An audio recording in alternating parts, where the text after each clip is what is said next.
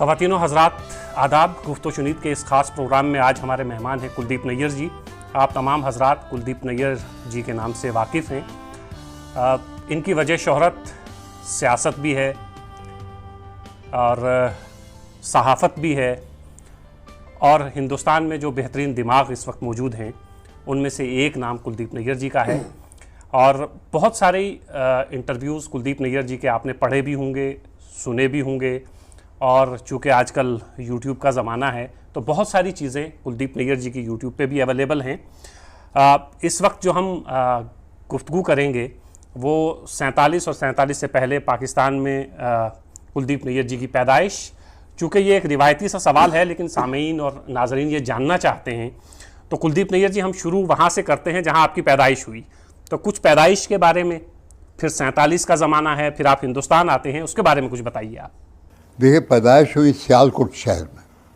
सियालकोट शहर अब पाकिस्तान का हिस्सा है, लेकिन ये जम्मू से सिर्फ 14 किलोमीटर है जी।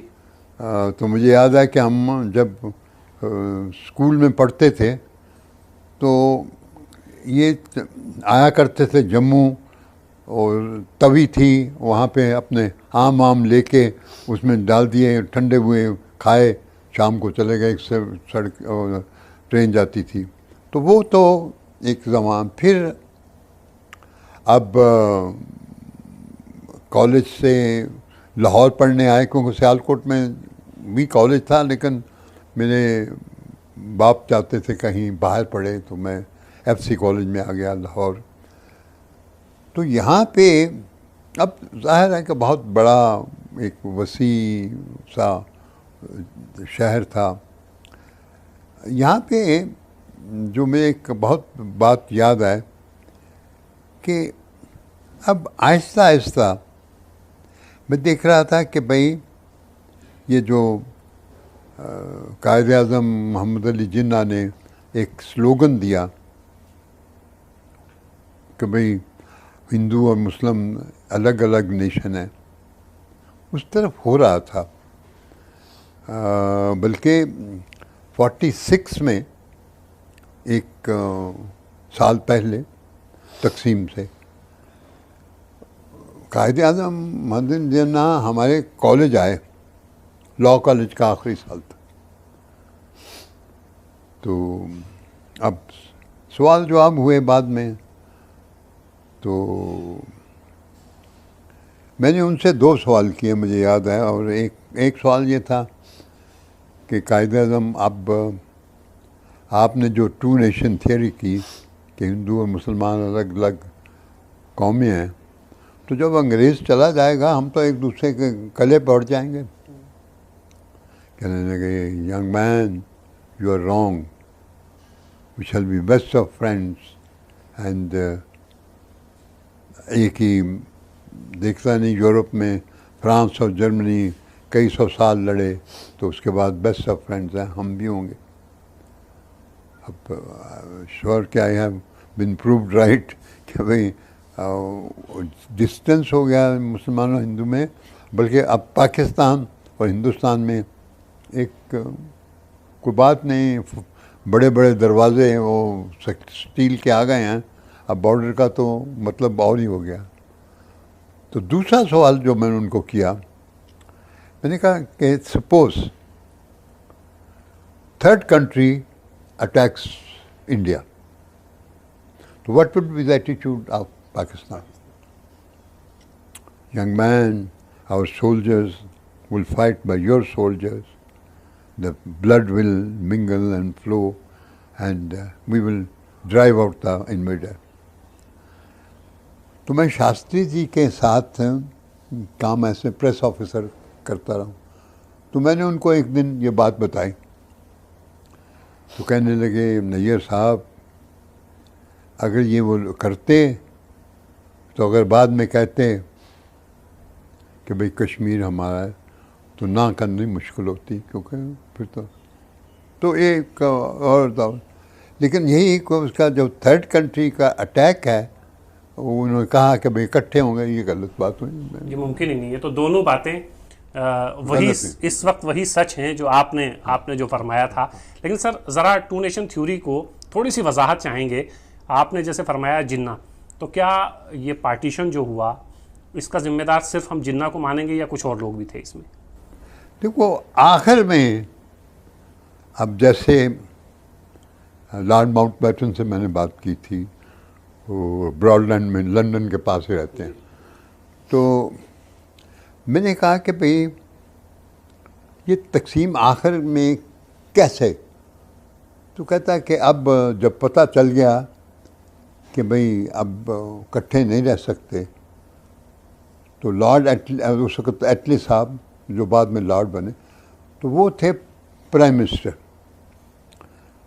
तो उन्होंने लॉर्ड माउंटबेटन को कहा कि भाई देखो, अब तो करने, लेकिन कुछ कोशिश करो कि कहीं ना कहीं इनका इकट्ठा रह सके कोई चीज़। तो लॉर्ड माउंटबेटन मैंने कहा कि भाई अब फार्मूला तैयार हो गया, तो मैंने गांधी जी को पेश किया। गांधी जी तो नाम ही नहीं सुनने को तैयार थे, तो कमरे से निकले। अब जिन्ना को कहा तो जिन्ना तो कहने लगा हाँ मुझे। तो मैंने कहा जी कोई कॉन्टैक्ट, कोई किसी तरह की इकट्ठी चीज़? कहते नहीं, complete, I do not trust them. उसका मतलब ये था कि वो कैबिनेट मिशन प्लान आया था, वो ये मान गया था, लेकिन पंडित नेहरू नहीं माने थे, तो वो और बात हो गई। अब जो मैं कहता हूँ कि लुकिंग बैक, एक पार्टीशन, मैं जो अपने सियालकोट शहर में था, सारे दोस्त मेरे मुसलमान थे, लाहौर आया था मुसलमान, तो जब ये तकसीम हुई तो मैं कोशिश करता था कि किसी तरह सॉफ्ट बॉर्डर हो जाए। वो नहीं हो सके तो फिर मैंने यही कोशिश की कि बॉर्डर पे मोमबत्ती जलाई जाए 14-15 अगस्त को, तो वो आजकल जल रही है। तो वो जो मोमबत्ती की रोशनी है दूसरी तरफ पहुंच रही है या नहीं पहुंच रही है? पहुंच तो पहले भी रही थी, लेकिन उनका रिस्पांस ठीक नहीं था कोई ऐसा। लेकिन अब उनका भी रिस्पांस अच्छा है। कोई यहाँ तो ओवरवेलमिंग होता है कि 14-15 अगस्त की रात को आप अगर जाएं वहाँ पे, अब बॉर्डर पे तो हम अकोमोडेट ही नहीं इतने आदमी कर सकते, तो साथ ही मंडी है, कम से कम 1-1.5 लाख आदमी इधर होता है। उधर भी अब 20-30 हज़ार तो शुरू हो गए। चलिए अब धीरे धीरे हो सकता है कुछ बेहतर हों चीज़ें। सर ये जैसे आपने जिन्ना से उस ज़माने में इस तरह मुलाकात रही कि वो आपके कॉलेज आए और आपने सवाल किए, इस तरह कुछ उस ज़माने में चूँकि उर्दू में बहुत अहम लिखने वाले मौजूद थे, तो किस किस से आपकी मुलाकात रही है? देखो, मेरी मुलाकात इकबाल जो थे वो तो हमारे शहर के थे, सियालकोट के। मुलाकात तो नहीं कह सकता, लेकिन फिर भी मेरा एक दोस्त था शफकत, तो उसी के मोहल्ले में रहते थे, तो उनको सुनने के लिए चले गए। इस तरह की करीब से नहीं आया, क्योंकि उस दिन उनका मूड ख़राब था जब मैं जा रहा था, तो खैर इकबाल। लेकिन उसके बाद ये अपने प्रोग्रेसिव राइटर हैं मंटो।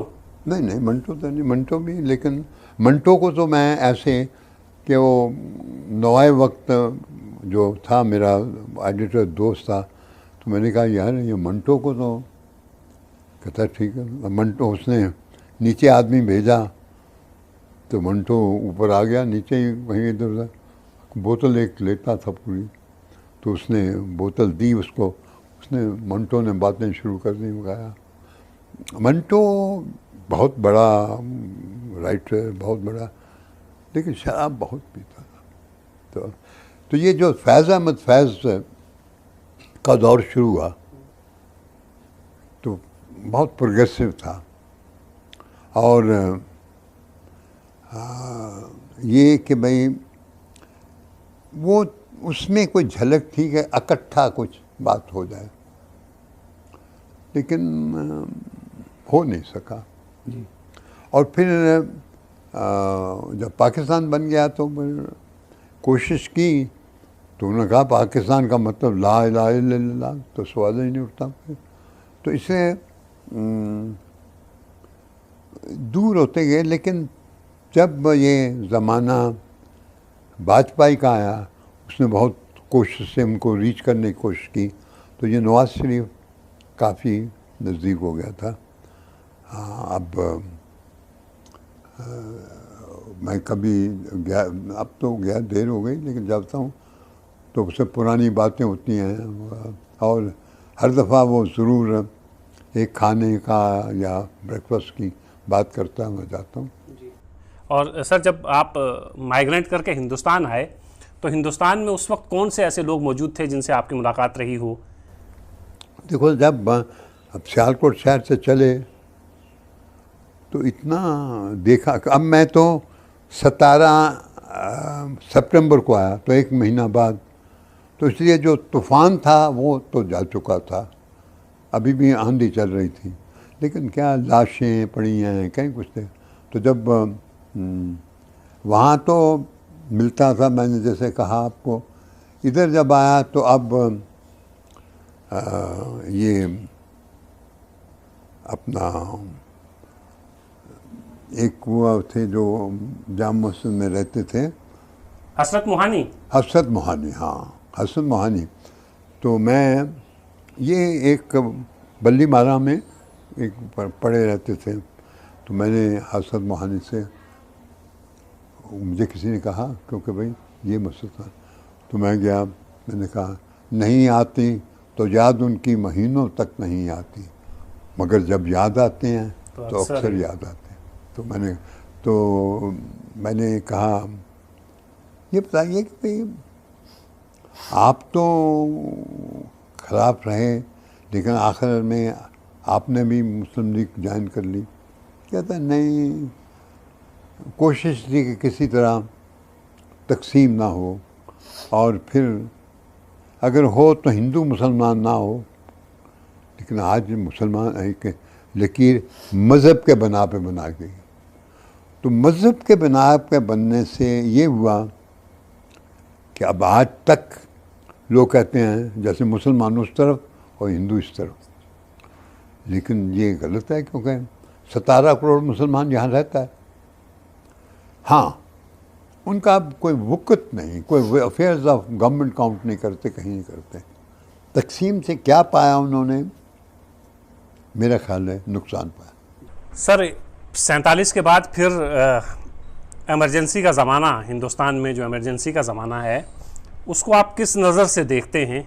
क्योंकि उस वक्त आप हिंदुस्तान के मतलब जो अहम सहाफ़ी थे, अहम नाम थे, उनमें शुमार होने लगा था। हाँ, मैं देखता हूँ कि भाई एमरजेंसी का मतलब है, ये मिसेस गांधी, इंदिरा गांधी जो प्राइम मिनिस्टर हुआ करती थी,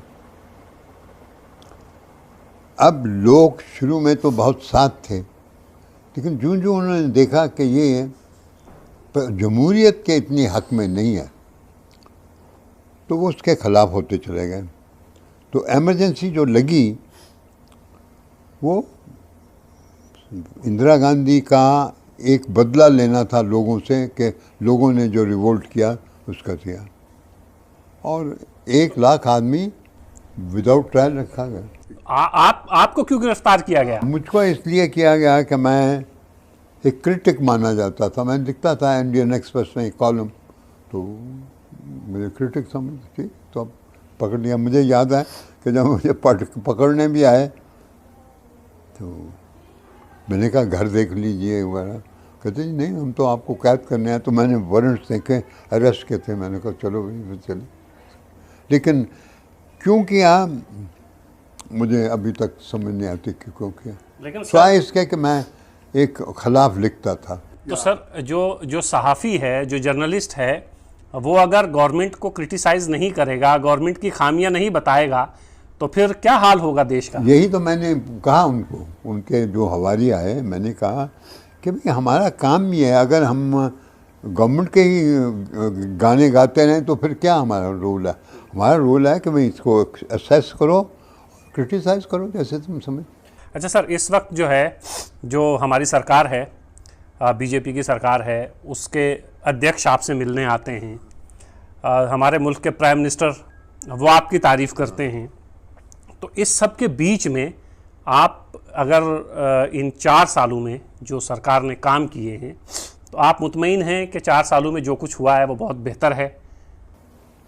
देखो, मेरे पास कोई ऐसा नहीं कोई स्कीम ऑफ थिंग या कोई ऐसा मेरे पास ऑर्गेनाइजेशन नहीं जो मैं देख सकूं या हिंदुस्तान में कि भाई क्या बेहतर हुआ या नहीं बेहतर हुआ, इसलिए मैं इस पर कह नहीं सकता। वो कहते हैं अब कहीं जाऊं तो तभी हो सकता है, जा तो सकता है, असेस नहीं करता। लेकिन ये एक ज़रूर है कि लोगों में मैं देखता हूँ कि आगे से कॉन्फिडेंस ज़्यादा है, और लोगों में फीलिंग है जैसे कि भाई कुछ बेहतर हो रहे हैं, मतलब फॉलोइंग लगा। प्राइम मिनिस्टर मोदी अब जो तकरीर करते हैं वो भी ज़रा उठ के करते हैं, वो सबका साथ सबका विकास वाली बात है, वो उठ के करते हैं। चाहे वो बीजेपी के हैं, लेकिन कोशिश करते हैं कि भाई जैसे वो एक जो हिंदुत्व उनकी फ़िलासफ़ी है वो उसे हट के करते हैं। अब ये कहना कि कहाँ तक सच है, शायद कुछ हद तक, लेकिन जो आरएसएस वाले हैं जो कि सचमुच मैं समझता हूँ गाइड करते हैं, वो तो नहीं बदले, वो तो उसी तरह हिंदुत्व की बात करते हैं।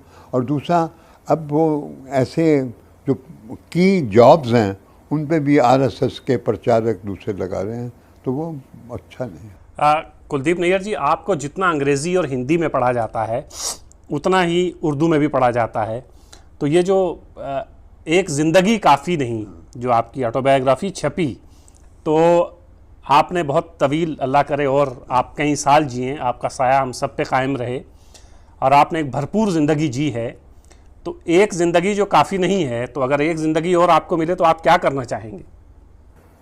देखिए, एक जो चीज़ मैं करना चाहता हूँ अगर मिले तो ये हमारे देश में, देखिए हमने आज़ादी, महात्मा गांधी, जवाहरलाल नेहरू, मौलाना अबुल कलाम आज़ाद, तो हमारा एक मकसद था कि एक ऐसा देश बनाएंगे जिसमें ऊंच नीच नहीं होंगे, गरीब अमीर इतने नहीं होंगे, और ये शुमाल से लेकर जनूब तक, मशरक़ से मगरब तक एक ऐसा देश होगा जिसमें कि हर एक को मौका मिलेगा और उसको फीलिंग होगा कि भाई देश से सबका है, बिलोंग करता है। ये था। अब अगर मुझे मिले ज़िंदगी तो मैं यही कोशिश करूँगा कि किस तरह इसको कोहेरेंट लाया जाए, किस तरह कि भाई इनको फीलिंग हो कि सचमुच one belongs to all and all belong to one. Sir, एक आखिरी सवाल आपसे ये है कि ये जो इस वक्त जैसे हम मुल्क बटा, मुल्क में लोग बटे, कुछ हिंदू हो गए, कुछ मुसलमान हो गए, फिर ज़बानें भी बढ़ गई, कोई हिंदू की ज़बान हो गई, कोई मुसलमान की ज़बान हो गई, लेकिन हिंदुस्तान में हिंदुस्तानी बोली जाती है, हिंदी के पढ़ने लिखने वाले मौजूद हैं, और ज़बानें भी हैं, उसके साथ साथ उर्दू के पढ़ने लिखने वाले भी मौजूद हैं। तो उर्दू का मुस्तकबिल और हाल हिंदुस्तान में आप किस तरह देखते हैं? देखो, उर्दू का मुस्तकबिल जब मैं बहुत अच्छा समझता हूँ, स्वाय इसके जो स्क्रिप्ट है। अब जो आप देखें, कोई हिंदी की चीज़ें पढ़ें या हिंदी की देखें, वो कोई फिल्म भी, तो 80-90% तो उर्दू है।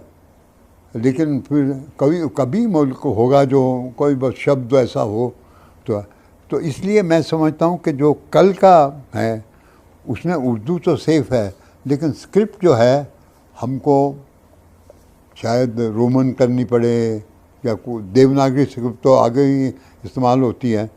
स्क्रिप्ट पे कुछ मुझे लगता है डाउटफुल, बाकी उर्दू तो सेफ है। तो या ये है सर कि स्क्रिप्ट पे काम किया जाए, स्क्रिप्ट ज़्यादा से ज़्यादा लोगों तक पहुँचे, क्या ऐसा नहीं? ये काम नहीं, ये स्क्रिप्ट को हम